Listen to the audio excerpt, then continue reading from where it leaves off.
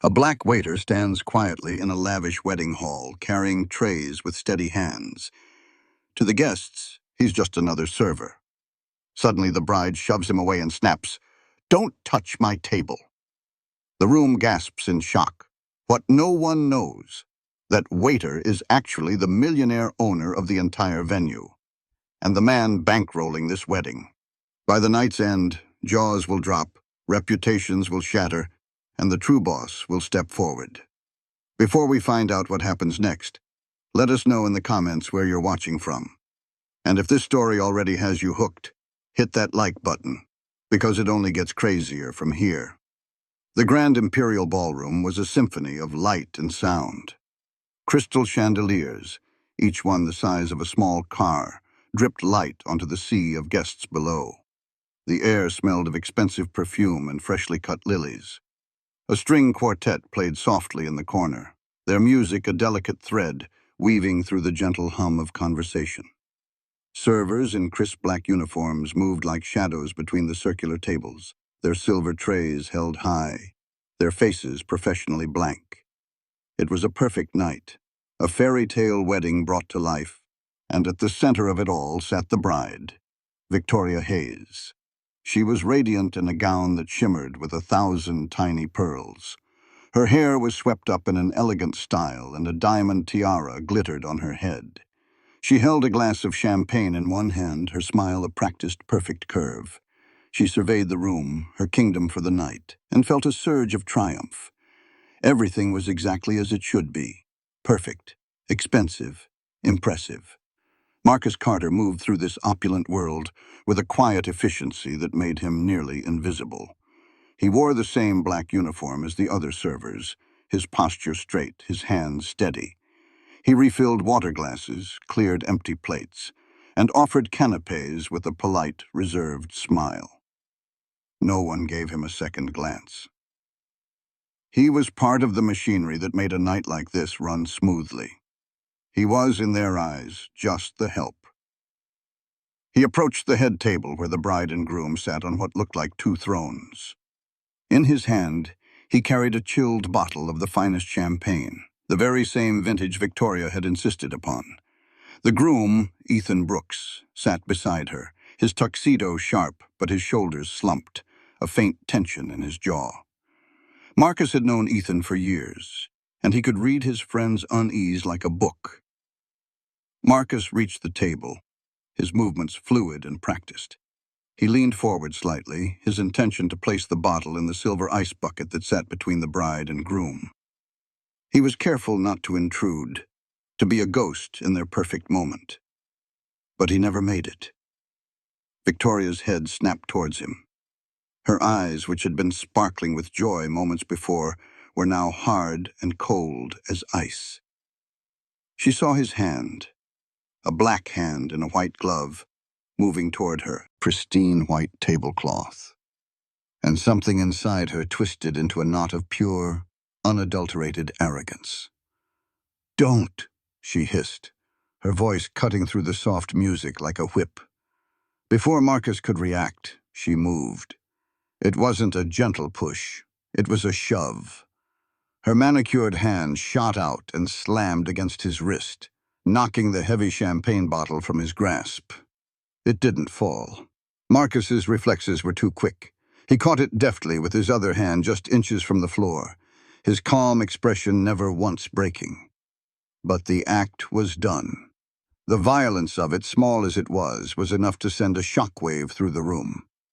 "Don't touch my table!" Victoria's voice was no longer a hiss. It was a sharp, ugly sneer that carried across the nearby tables. "Get away from here!" The string quartet faltered.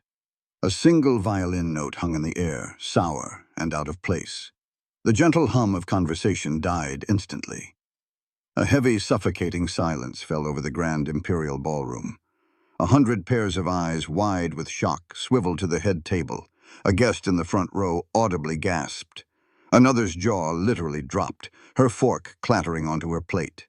Marcus Carter stood perfectly still. The heavy bottle felt cool in his hand. He looked at Victoria, his gaze level and unreadable. There was no anger in his eyes, no shame, no fear. There was only a quiet, unnerving stillness. It was the calm of a deep ocean, hiding its power far below the surface. Ethan, the groom, looked like he had been turned to stone. The color had drained from his face, leaving his skin a pasty, sickly white. His mouth was slightly open, as if he wanted to speak, to protest, to do something, but the words were trapped in his throat. His eyes darted from Victoria's furious face to Marcus's calm one, and a look of profound, gut-wrenching panic flashed within them. Victoria, however, felt no such conflict. She basked in the attention. She lifted her chin, a smug, self-satisfied smile playing on her lips. She had put the servant in his place. She had asserted her authority. In her mind, she had done nothing wrong. She had simply maintained the perfect order of her perfect day. Nearby, a young waitress named Lila Torres, who was clearing a neighboring table, froze in place. A piece of bread she was about to sweep onto her tray slipped from her fingers. She stared at the scene, a hot wave of disgust washing over her. She saw the bride's sneer, the groom's paralysis, and the waiter's quiet dignity. She bit her lip so hard she tasted copper. It was wrong. It was so profoundly, deeply wrong. But she was just a junior waitress. What could she possibly do? She was terrified to speak, to move, to even breathe. The air in the room was thick with unspoken judgment, with shock and uneasy silence, all of it swirling around the three figures at the head table. The fairy tale had just become a nightmare. All eyes in the room stayed locked on the groom. They had seen the bride's shocking outburst. Now they waited for Ethan's reaction. A man was supposed to defend his wife, to support her, especially on their wedding day. Victoria certainly thought so. She turned to him, her expression demanding his approval, a silent order for him to back her up and dismiss the waiter who had dared to invade her space. She expected him to wave a hand dismissively, to tell Marcus to leave, to reaffirm her power. But Ethan didn't move. He remained a statue carved from fear. His gaze was fixed on Marcus, a silent, desperate apology in his eyes. He opened his mouth, and a weak, strangled sound came out. "Honey, maybe," he began, his voice barely a whisper. He trailed off, unable to finish the sentence. What could he say? Maybe you shouldn't have shoved the man who was secretly paying for this entire $1 million wedding? The thought screamed in his head, a frantic, panicked alarm. He couldn't say that. He had promised. He tore his eyes away from Marcus, unable to bear the man's calm, steady gaze. It wasn't an accusatory look. In fact, it was the opposite. Marcus gave a slow, almost imperceptible nod. It was a gesture so subtle that no one else in the room would have understood its meaning. But Ethan did. It was a nod of forgiveness. It was a silent message that said, "I understand. It's okay. I'm not angry at you." And somehow that forgiveness felt 1,000 times worse than any anger ever could. It was a weight of shame that settled deep in Ethan's gut, cold and heavy. Marcus, seeing the conflict that was tearing his friend apart, decided to end the excruciating moment. He did not say a word to Victoria. He did not offer an excuse or an apology. He simply turned with a quiet grace that was more powerful than any outburst could have been. He placed the champagne bottle on a nearby serving station, then walked away from the head table, his back straight, his steps measured and even. To the guests, it was a pitiful sight. They saw a waiter who had been publicly humiliated, retreating in shame. They whispered among themselves, some shaking their heads at the bride's cruelty, others murmuring that the server had probably deserved it. They saw a clear hierarchy in action, the powerful bride and the powerless servant. They saw what they were meant to see. But what they saw was an illusion, because Marcus Carter was not retreating in shame. He was retreating to plan. He was not walking away from a fight. He was walking toward the battlefield of his own choosing. As he disappeared through the doors leading to the kitchen, a new thought began to form in his mind, sharp and clear. He had wanted this night to be about his friend's happiness. He had been willing to stay in the shadows to play a part, to let Victoria have her perfect day, even if her personality was grating. But what he had just witnessed was not a simple act of a spoiled bride. It was a profound lack of character, a deep-seated cruelty that he could not, in good conscience, ignore. He had been silent for Ethan's sake. Now he realized that his silence had a cost, and tonight the bill was coming due. But Marcus Carter was no ordinary waiter. He was the man who owned the entire building and everyone in it, and he was about to remind them of that fact. Just a few weeks before the wedding, the world of Marcus Carter looked very different. It wasn't a world of silver trays and white gloves, but one of glass walls and soaring cityscapes. His office was on the top floor of a gleaming skyscraper in the heart of downtown. From his desk, he could see the entire city spread out below him like a map. The walls were lined with architectural awards and framed magazine covers featuring his company, Carter Estates, a name synonymous with luxury, elegance, and unparalleled service. Marcus was not just the CEO, he was the sole owner. He had built this empire from the ground up, starting with a single rundown event hall he had bought with every penny he had. He had worked tirelessly, driven by a vision to create spaces where people's most important memories could unfold. Now, he was worth millions. His name was whispered with respect in boardrooms and at charity galas. He was a force, a titan of the hospitality industry. Yet the man himself was the opposite of his grand success. Marcus was a quiet, humble man who had never forgotten where he came from. He believed that true strength wasn't found in a bank account, but in character. He had a core belief: you can judge a person's true nature by how they treat someone who can do nothing for them. It was a principle he lived by, and it was one he insisted upon within his company.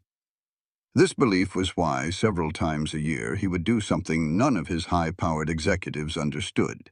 He would trade his expensive tailored suit for a standard staff uniform. He would become a valet, a busboy, or a waiter at one of his own venues. He did it to see his business from the ground floor, to understand the challenges his employees faced, and most importantly, to see how his wealthy clients treated the people they considered invisible. It was his personal litmus test for the soul of his clientele. When his old college roommate Ethan had come to him, head bowed in shame, to announce his engagement, Marcus had been overjoyed. But his joy had quickly turned to concern when Ethan explained the problem. His fiancée, Victoria, had her heart set on a wedding at the Grand Imperial Ballroom, the flagship venue of Carter Estates. It was a place for millionaires and celebrities, a venue whose price tag had 6, sometimes 7, zeros. Ethan, a talented but modestly paid architect, couldn't even afford the deposit. Marcus had seen the desperation in his friend's eyes. This was the man who had shared his tiny dorm room, who had lived on instant noodles with him while they both chased their dreams. This was the man who had been the best man at Marcus's own, much more modest wedding years ago before his wife had passed. Marcus couldn't let his friend down. "I'll take care of it," Marcus had said simply, pulling out his personal checkbook. "Consider it my wedding gift to you both." Ethan had been stunned, then overwhelmed with gratitude. But his gratitude was quickly followed by a new fear. "You can't tell Victoria," he had pleaded. "Please, Marcus.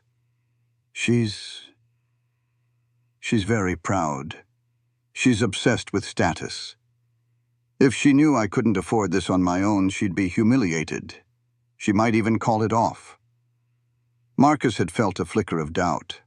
A relationship built on such a fragile foundation of pride and appearances seemed destined for trouble. But he loved Ethan like a brother. He wanted to believe in his friend's happiness, so he agreed. "She'll never hear it from me," he promised. And so, tonight, he had decided to combine his gift with his personal tradition. He would work the wedding as a waiter. It would be a quiet way to support Ethan on his big day, to watch over the event and ensure everything was perfect, all while remaining in the background. He had looked forward to it, to seeing his friend's face light up with joy. He never expected that the bride, the very woman whose fairy tale he was personally funding, would be the one to show him the ugliest side of human nature. He had worn the jacket to watch quietly. What he hadn't expected was to be met with such casual, venomous cruelty. The test he performed on his clients had just been performed on his future sister-in-law, and she had failed in the most spectacular way imaginable. Hours before he stood frozen at the head table, Ethan Brooks was a wreck. He sat in the groom's lavish dressing room, a suite of polished wood and leather, staring at his own reflection in a large gold-framed mirror. He was already in his tuxedo, the fabric crisp and expensive. He looked the part of a man about to marry into a wealthy family, a man who belonged in a place like this. But it was all a lie. The reflection staring back at him was a fraud, and the guilt was eating him alive. His mind flashed back to the day he had proposed to Victoria. It was on a yacht her father had chartered. She had said yes, her eyes sparkling as she admired the massive diamond on her finger, a diamond he'd had to finance over 5 years. The first thing she'd said after yes was, "We're getting married at the Grand Imperial Ballroom."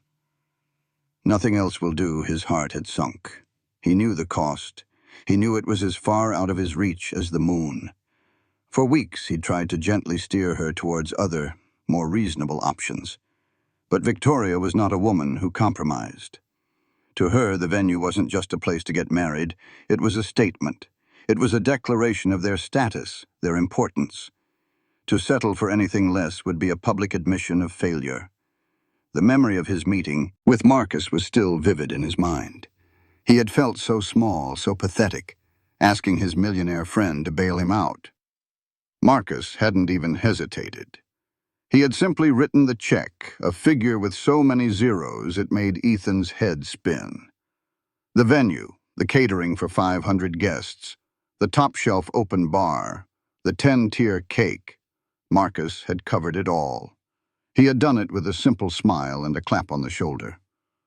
"You're my brother, Ethan. Your happiness is all that matters." But then came the desperate plea. "Don't tell her." Ethan remembered the shame burning in his cheeks as he said it. "She thinks my new project just paid out a massive bonus. It's a lie, I know, but it's the only way to make this work. She needs to believe I can provide this for her."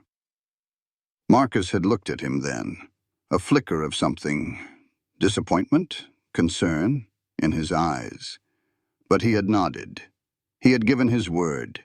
He had agreed to the deception because he believed that underneath it all, Ethan's love for Victoria was real. He hoped that once they were married, the superficial things wouldn't matter anymore. Love would outweigh pride. Now, sitting in that dressing room, Ethan knew how wrong that hope had been. Victoria's obsession with appearances hadn't faded. It had grown. She treated the wedding planners like servants. She complained about the flower arrangements not being extravagant enough. And she talked endlessly about which high-profile guests would be attending. It was all a performance, and he was her co-star. He had seen Marcus earlier in the evening, dressed in the waiter's uniform. His heart had lurched. Marcus had given him a subtle wink, a silent gesture of support. Ethan had wanted to run over and embrace him, to thank him again for everything. But Victoria was nearby, and the lie had sealed his lips. So he had just nodded back, a weak, cowardly gesture.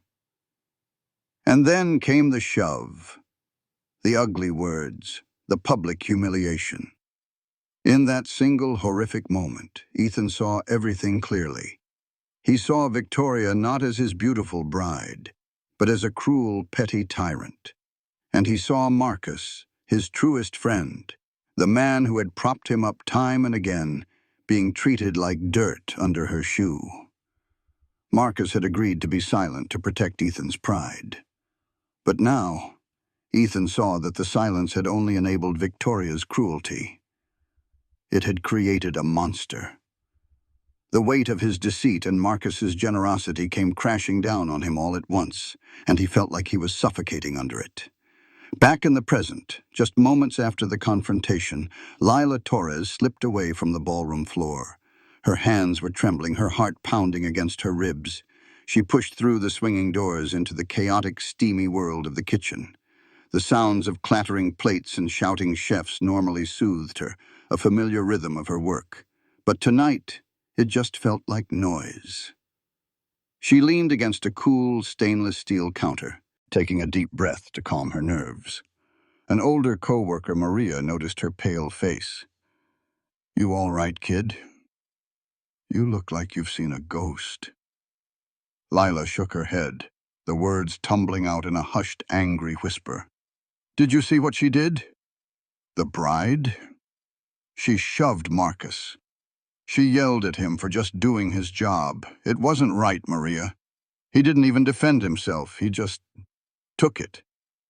Maria sighed, her shoulders slumping with a weariness that went beyond her long shift. "Listen, Lila. You're new here. Let me give you some advice. The rich are different. They live in their own world with their own rules. You see something you don't like, you look away. You keep your head down, you do your job, and you collect your paycheck. You make a fuss. You're the one who gets fired, not them." Lila knew Maria was right. It was practical advice. It was safe advice. But it felt wrong. It felt like cowardice. She thought of Marcus's face, the complete lack of reaction. It wasn't the look of a man who was scared. It was something else, something she couldn't quite place. It was a look of patience, as if he were waiting for something. She couldn't shake the image of Victoria's smug, cruel smile. Someone had to say something. Even if it cost her the job she desperately needed, her conscience wouldn't let her stay quiet. A fire lit inside her, a small spark of defiance. She was tired of seeing good people get trampled on.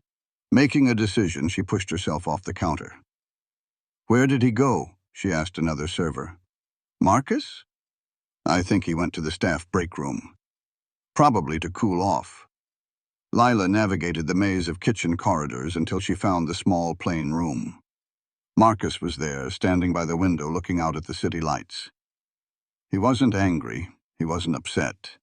He seemed to be in a state of deep thought. He turned as she entered, and a gentle, kind smile touched his lips, as if he had been expecting her. "Are you okay?" Lila asked, her voice small. "What she did, it was awful.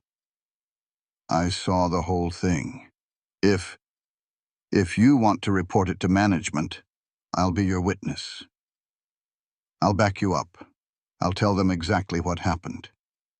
Marcus looked at her, his eyes warm with an appreciation that surprised her. He saw the fire in her, the courage it took for her to come here and make that offer. He saw the character he valued so highly.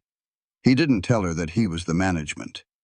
He didn't tell her that he was the one who could fire the bride from her own wedding. He simply gave her a nod of profound respect. "Thank you, Lila," he said, his voice calm and steady, but with an undercurrent of strength that resonated through the small room. "That means more than you know." He paused, his gaze thoughtful. "Your voice is an important one, and it may matter more than you think before this night ends." Lila didn't understand what he meant, but she felt a strange sense of comfort. She felt seen.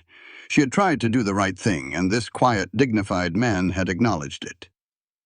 As she left the room, she had no idea that her small act of courage had just set her own life on a completely new and unexpected path.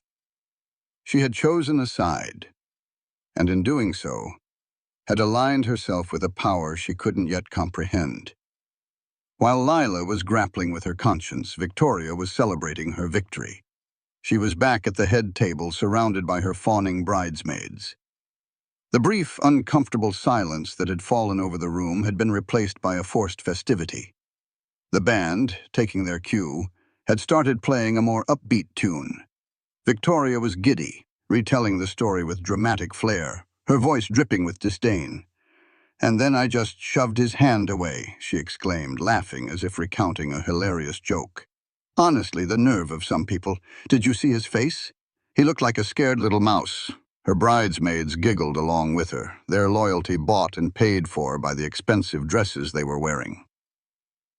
"You totally put him in his place, V," one of them said. "Servants should know their place." "This is your day," Victoria's father, Mr. Grant, a portly man with a face perpetually flushed from expensive wine and self-importance, came over to the table. He was a moderately successful businessman who had built his career on bluster and intimidation. He saw his daughter's arrogance not as a flaw, but as a sign of strength, a trait she had inherited from him. "What's all the commotion?" he asked, a wide, proud smile on his face. "Oh, Daddy," Victoria said, preening under his attention. "I was just telling the girls how I had to handle some of the staff. You have to keep them in line, you know. Otherwise, they start to think they can do whatever they want." Mr. Grant chuckled, a deep, rumbling sound. He patted her on the shoulder, his expression full of paternal pride. "That's my girl. Never let anyone push you around. You show them who's boss." He looked around the magnificent ballroom, a smug look on his face. "We're paying a fortune for this place. We deserve perfect service. If the help can't provide it, they should be fired." He had no idea of the crushing irony in his words. He was standing in a building owned by the very man he was mocking. He was puffing out his chest with pride, completely unaware that his daughter's behavior was about to bring their entire world crashing down. He thought they were the powerful ones, the ones in control, but not everyone was laughing. At the surrounding tables, guests exchanged uneasy looks.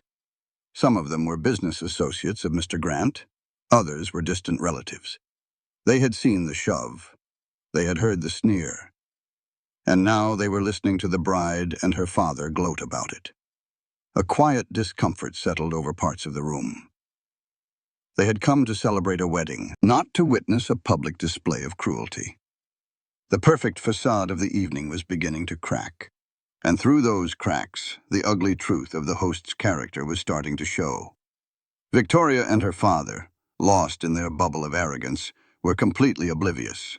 They were the stars of their own show, and they couldn't see that the audience was starting to turn against them. Far from the laughter of the head table, Ethan stood alone at the far end of the long, marble-topped bar. The bartender, sensing his mood, had silently poured him a glass of whiskey, which he now stared into as if it held the answers to all his problems. The amber liquid swirled, distorted his reflection. He saw a coward. The guilt was a physical thing, a churning sickness in his stomach.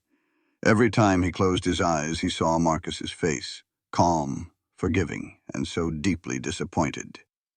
He knew Marcus wasn't disappointed in what Victoria did. Marcus had seen the worst of people before.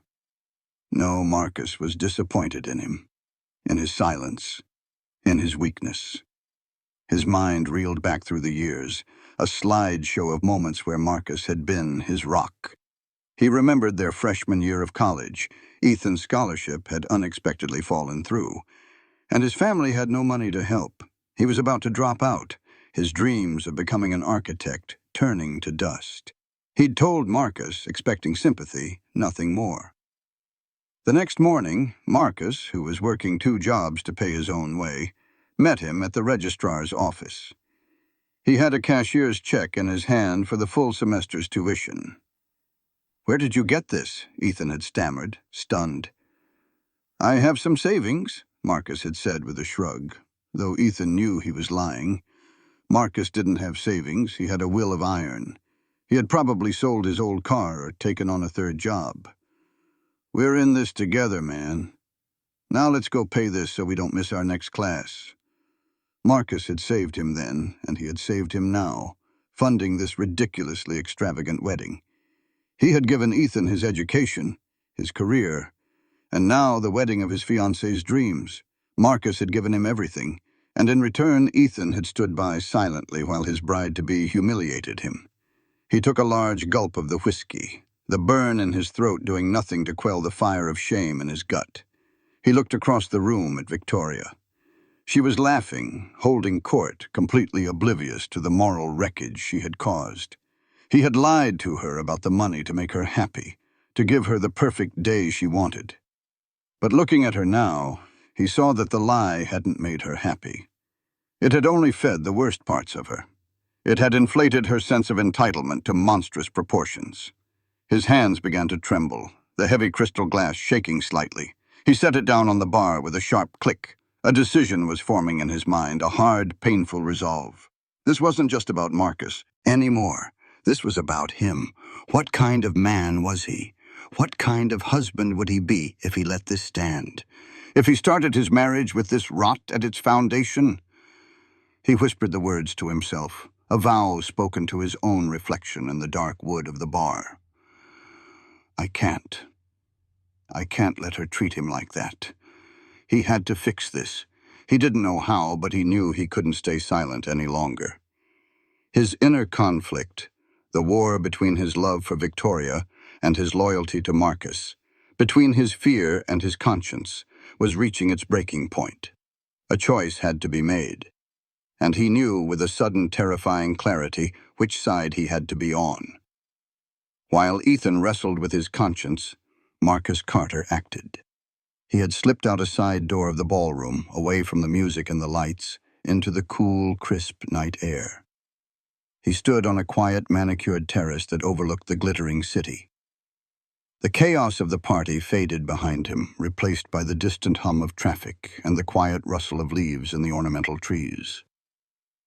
He took a moment, breathing in the night air, letting the calm of the city at night settle over him. He was not a man who acted on impulse or anger.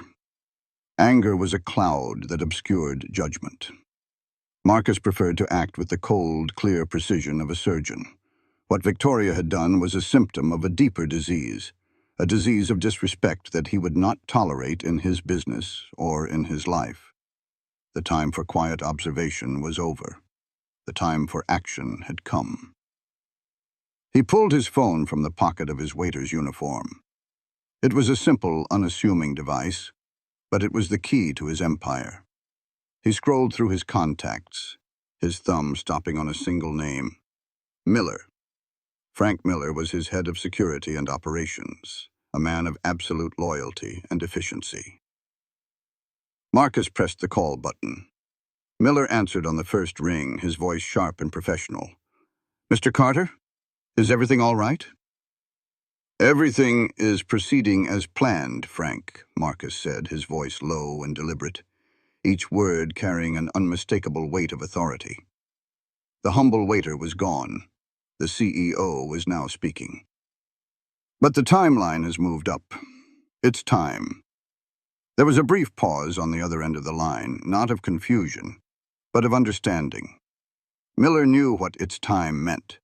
They had contingency plans for situations just like this. "Bring the board," Marcus continued, his voice as calm as the night air. "I want every executive who is in the city tonight. I want them here, in Conference Room C, in 15 minutes. He paused. "And Frank, make sure they use the private entrance. I want this done quietly. No one in the ballroom is to know anything is happening until I decide they do." There was no hesitation in the reply, no questions, just a simple, firm confirmation that spoke volumes about the power Marcus commanded. "Understood, Mr. Carter." "They are on their way." Marcus ended the call and slipped the phone back into his pocket. He looked out at the city lights one last time. Each light represented a life, a story. He had built his own story on a foundation of hard work, integrity, and respect. Victoria and her father operated on a different set of principles, or rather, a lack of them. They believed their wealth and status put them above common decency. Tonight, he would teach them a lesson. He would show them that true power wasn't about the money you have, but the character you show. The quiet phone call had been the first move in a game of chess they didn't even know they were playing. The pieces were now moving. The trap was set. And soon, it would be time for checkmate. Inside the ballroom, the party continued, a glittering facade of happiness. Victoria, feeling her power restored after her little outburst, was now demanding the band play a specific song. She tapped her foot impatiently, a queen displeased with her court. Ethan had returned from the bar, his face grim, and was standing silently by her side. He looked like a man walking to his own execution. It was then that a senior staff manager, a distinguished-looking man named Mr. Henderson, approached the head table. He moved with a quiet purpose, his expression professionally neutral. He leaned down and spoke in a low, respectful tone, addressing himself to Victoria and her father, who was now seated beside her. "Excuse me, Miss Hayes, Mr. Grant," he began. "I do apologize for the interruption. The owner of the venue has just arrived and has requested a private word with you. He is waiting in the main conference hall." Victoria's eyes lit up. "The owner?" she scoffed, though a pleased smile spread across her face. "Finally, someone important. He's probably here to personally apologize for his incompetent staff." She looked over at Ethan, a triumphant gleam in her eye. "See?" "This is how you handle things," Mr. Grant puffed out his chest. "About time," he grumbled. "He's lucky I don't sue him for the emotional distress his waiter caused my daughter on her wedding day." Ethan said nothing. A cold dread was creeping up his spine. The owner? Why would the owner show up now? His heart began to pound. He knew. He knew who the owner was. This was it. The moment he had been dreading was here. "Come on," Victoria said, grabbing Ethan's arm and pulling him to his feet. She was smug, oblivious, walking eagerly toward her own downfall. She imagined the owner would be an old, stuffy man in a tuxedo, ready to bow and scrape to keep her family's business. She was ready to be appeased, to be showered with apologies and perhaps a discount on the final bill.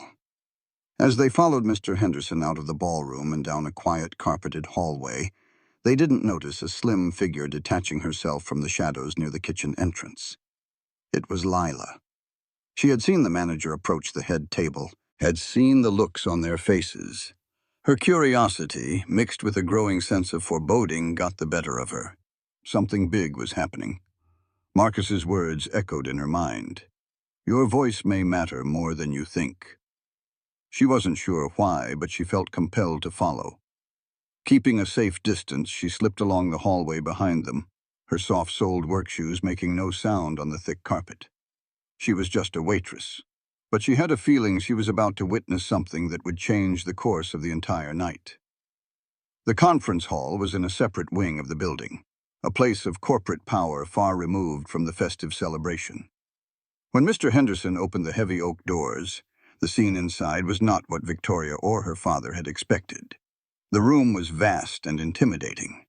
A single, impossibly long mahogany table stretched across its length, polished to a mirror shine. Seated around the table were about a dozen people. They were not party guests. They were men and women dressed in sharp, expensive business attire. They exuded an aura of quiet, formidable power. Their faces were serious, their posture perfect.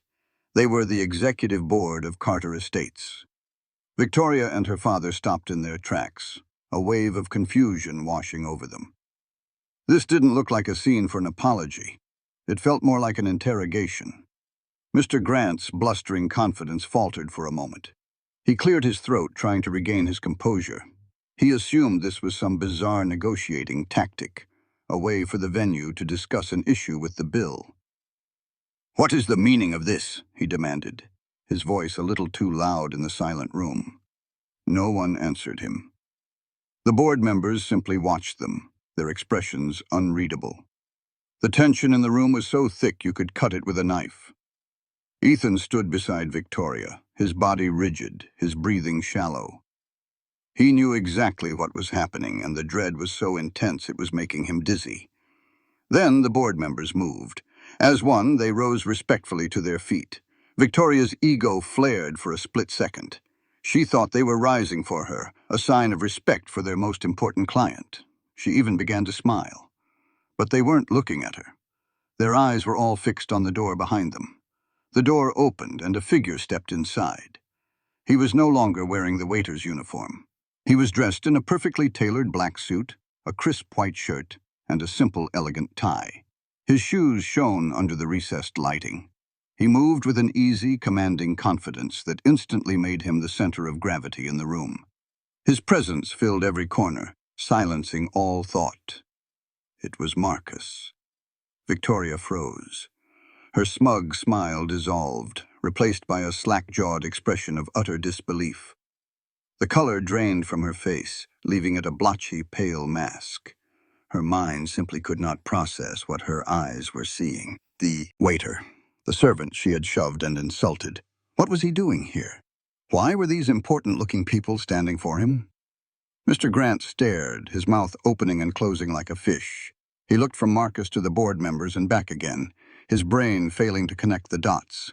Lila, who had slipped in and was hiding behind a large potted plant near the door, held her breath, her own heart hammering against her ribs. Marcus walked calmly to the head of the table. He didn't look at Victoria or her father. Not yet. He addressed his board. "Thank you all for coming on such short notice," he said. His voice was the same calm, steady voice he had used all night. But now, in this room, it carried the unmistakable ring of absolute authority. He turned his gaze to Victoria. His eyes were not angry. They were not vengeful. They were filled with a profound, quiet disappointment. He let the silence hang in the air for a beat, letting the reality of the situation sink in.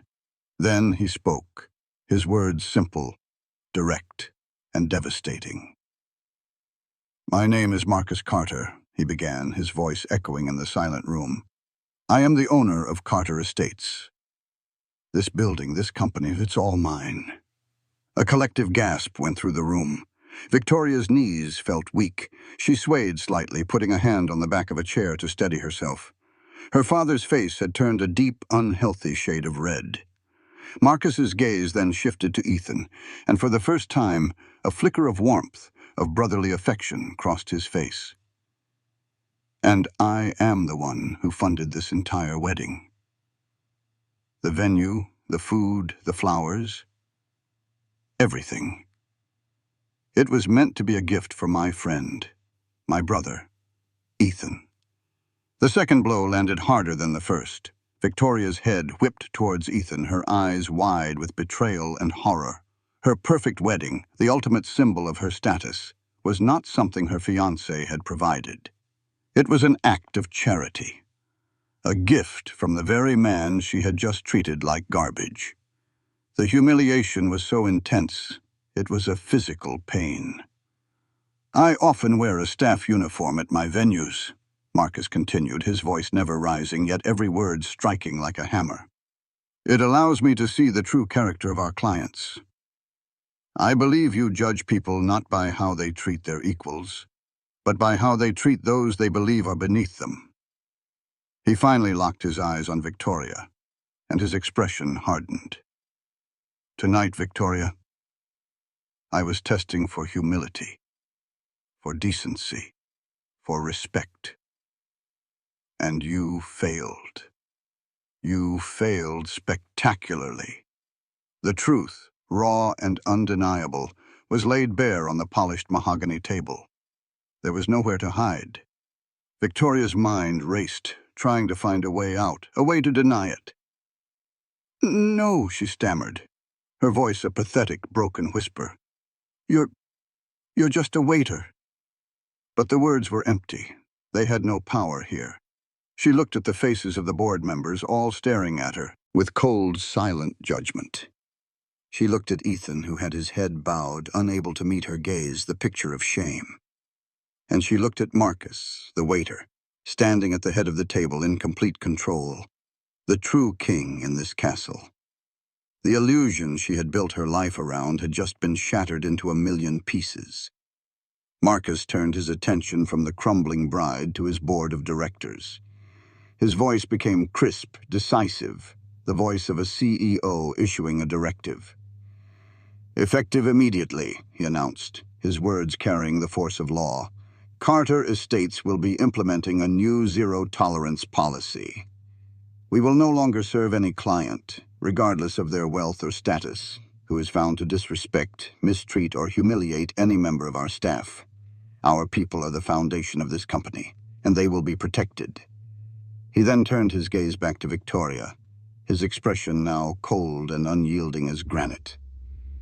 Your event contract contains a clause regarding conduct on the premises. You have violated that clause in the most egregious way possible. Therefore, your contract is now null and void. He let that sink in for a moment before delivering the final, devastating sentence. This reception ends. Tonight. Right now, a fresh wave of gasps filled the conference room. Outside the doors, the party was still going, the music playing, the guests drinking and laughing, completely unaware that the plug was about to be pulled on the entire affair. The idea was unthinkable. To shut down a $1 million wedding in the middle of the celebration? It was a power move so audacious, so absolute, that it left everyone speechless. Victoria finally found her voice, but it was not the voice of a confident bride. It was the shrill, panicked shriek of a cornered animal. "You can't do that!" she screamed, her face contorted with rage and disbelief. She whirled on Ethan, her last hope. "Ethan, do something! Tell him! Don't let him ruin our wedding!"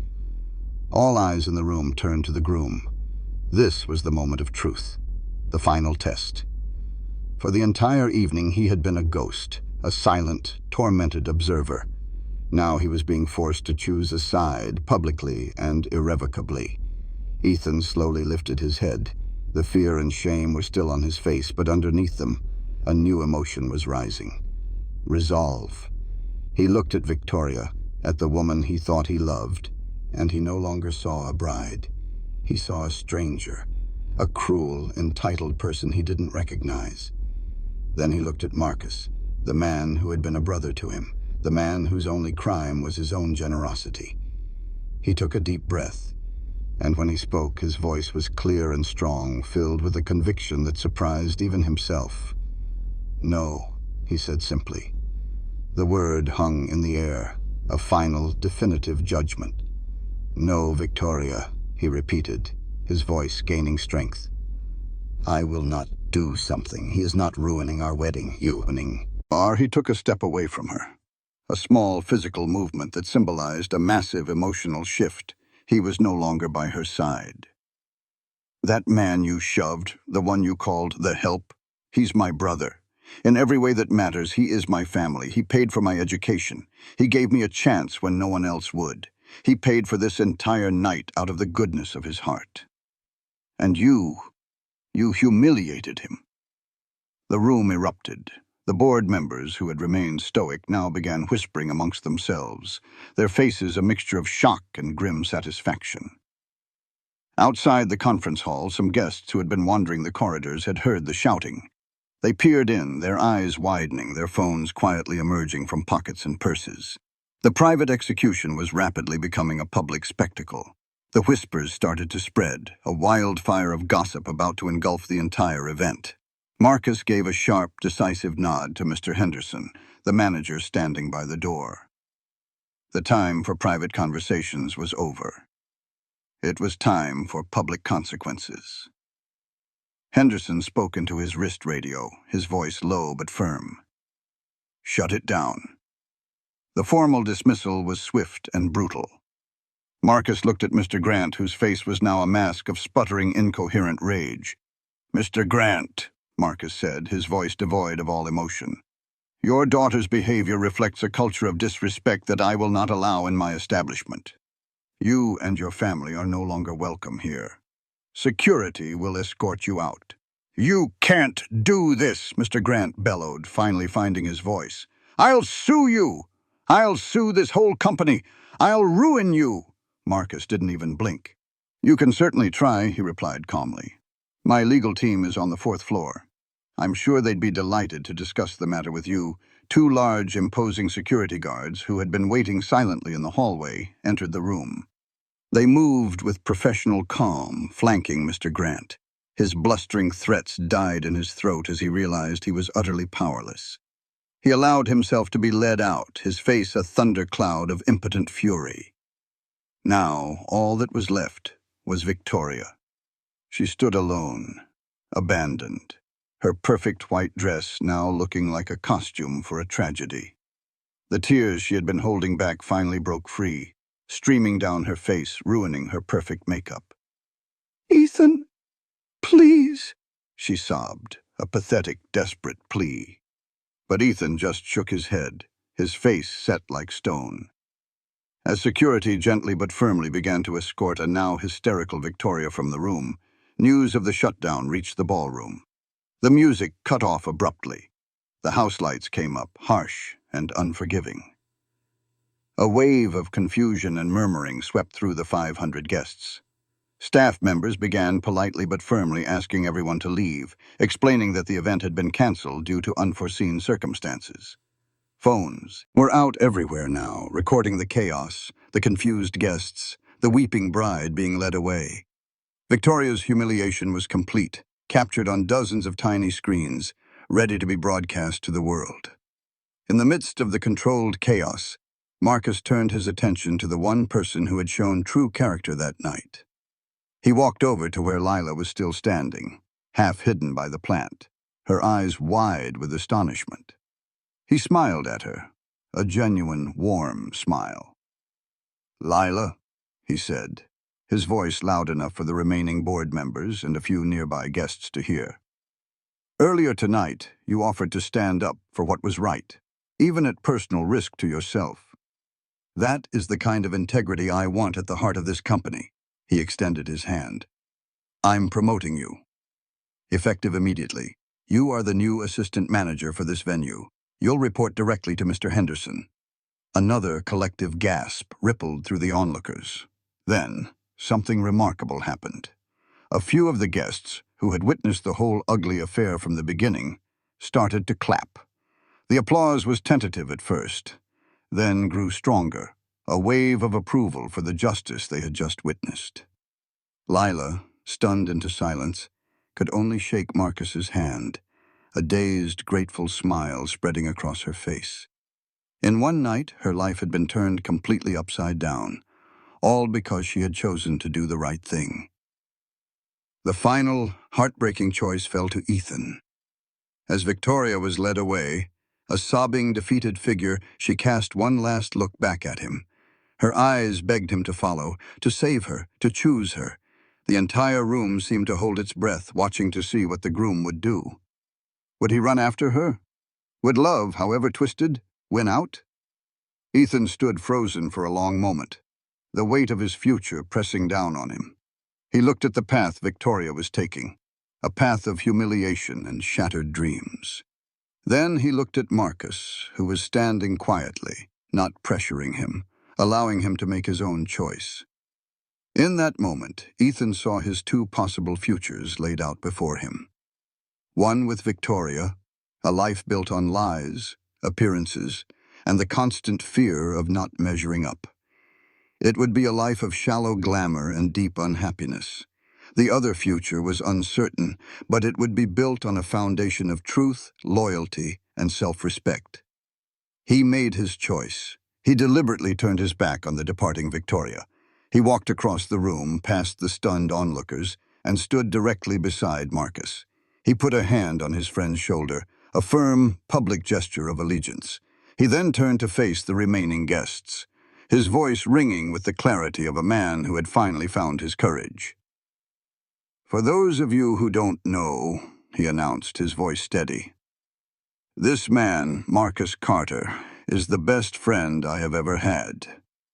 He has supported me my entire adult life. This wedding, this was all his gift to me." His voice cracked with emotion for a second, but he pushed on. "I cannot, and I will not, marry someone who would treat him with such cruelty and disrespect. The wedding is off." A fresh wave of shock and awe passed through the crowd. This was more than just a canceled reception. This was the end of a marriage before it had even begun. A few people gasped, but many more nodded in understanding. Some even started clapping again, this time for Ethan. They were applauding his courage, his loyalty, his choice to stand for what was right over what was easy. Victoria, hearing his final declaration from the hallway, let out a final, agonizing wail. The sound was cut off as the doors swung shut, leaving her alone in the ruins of her life. She was left with nothing but her pride, which now lay in tatters on the floor. Her dream wedding had become her worst public nightmare, a spectacle of her own making. The fairy tale was over, and there would be no happy ending. As the last of the bewildered guests departed, a strange calm settled over the grand imperial ballroom. The half-eaten dinners sat on the tables, the champagne flutes remained half full, and the 10-tier cake stood untouched, a silent, sugary monument to a wedding that never was. Victoria and her father were gone, erased from the scene as if they had never been there. The ugly, toxic energy they had brought with them had vanished, leaving behind a clean, quiet space. The staff, instead of rushing to clean up, were gathered in small groups, talking in excited, hushed tones. They had just seen their ultimate boss stand up for them in the most dramatic way possible. They felt seen, valued, and protected. A new sense of pride and loyalty filled the air. In the center of the room, Ethan and Marcus stood together.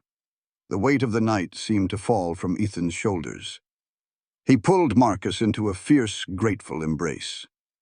"I'm so sorry, Marcus," he whispered, his voice thick with emotion. "I'm sorry I let it go on for so long. I was a coward." Marcus clapped him on the back, his grip firm and reassuring. "You weren't a coward, Ethan. You were in a difficult position, but when it mattered most, you made the right choice. That's what matters." Ethan pulled back, his eyes clear for the first time all night. "I'm going to pay you back," he said, his voice full of a new resolve. "Every single penny. It might take me the rest of my life, but I'm going to do it. I need to rebuild my life, and I'm going to do it with honesty this time." Marcus just smiled. "We'll talk about that later, brother. For now, let's just be glad for new beginnings." Across the room, Lila was talking with Mr. Henderson. Her initial shock had worn off, replaced by a radiant, beaming smile.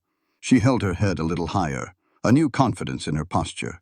Her small act of courage had been rewarded in a way she had never imagined. Her future, once uncertain, now looked bright and full of possibility. Marcus watched them for a moment, a sense of quiet satisfaction settling over him.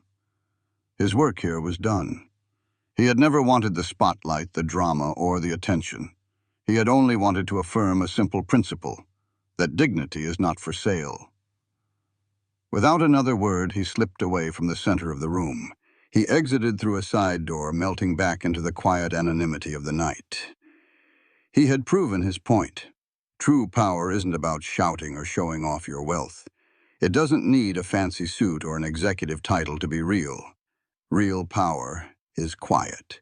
It's found in calm strength, in unwavering integrity, and in the courage to stand up for those who cannot stand up for themselves. Respect costs nothing, but reveals everything. The world may see status in titles and wealth, but real power is found in dignity, humility, and justice. If this story about dignity and justice moved you, don't forget to subscribe for more inspiring stories like this one. What would you have done in this situation? Let us know below.